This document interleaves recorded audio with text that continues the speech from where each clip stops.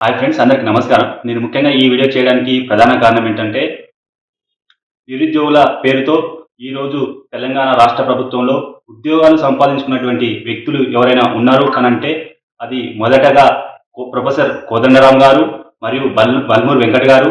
ఆయనతో పాటు తీన్మార్ మల్లన్న. ప్రత్యేకంగా చెప్పాలంటే తీన్మార్ మల్లన్న జీవో 46 బాధితులని యూనిస్కు పిలిపించుకొని వాళ్ళని రోడ్ల మీద పడేసి ఆయనకు ఉద్యోగం ఎమ్మెల్సీ వచ్చిందన్న కారణంతో ఈ రోజు జియో 46 నిరుద్యోగులు రోడ్డెక్కి ధర్నాలు చేస్తుంటే డిఎస్సి వాయిదా వేయమని ముట్టడి కార్యక్రమాలు చేపడుతుంటే ఈ కోదండరాం కానీ బల్మూర్ వెంకట్ కానీ తీర్మాన్ మల్లన్నలు ఎక్కడ పోయినట్టు?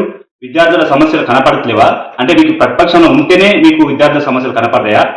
మీ ప్రయోజనాల కోసం విద్యార్థుల పొట్టగొట్టి ఈ రోజు మీరు ఉద్యోగాలు సంపాదించుకొని మీరు నిరుద్యోగుల పొట్టగొడుతున్నారు. తస్మాత్ జాగ్రత్త. ఇప్పటికైనా మీరు చాలా సమస్యలు ఉన్నాయి తెలంగాణ రాష్ట్రంలో. నిరుద్యోగ సమస్యలతో పాటు చాలా ఉన్నాయి. ప్రశ్నించే గొంతుక అని చెప్పుకునే మీరు ఈ రోజు నిరుద్యోగ సమస్యలే పట్టించుకోవడం లేదు. మీరు నిజంగా ఈ రోజు ఎమ్మెల్సీలు అయినరు అనడానికి ప్రత్యేక కారణం ఏంటంటే ఈ నిరుద్యోగులను పట్టుకొని రాజకీయం చేసి రాజకీయంగా వాళ్ళని వాడుకొని ఈ రోజు వాళ్ళ నోటి మీద పడేసారు. ఇప్పటికైనా జియో 46 గురించి కానీ 317 జియో గురించి కానీ డిఎస్సి వాయిదా గురించి కానీ గ్రూప్ ఎగ్జామ్ లో జరిగిన అవకతవకలపైన కూడా మీరు మాట్లాడాల్సిన అవసరం ఉన్నది.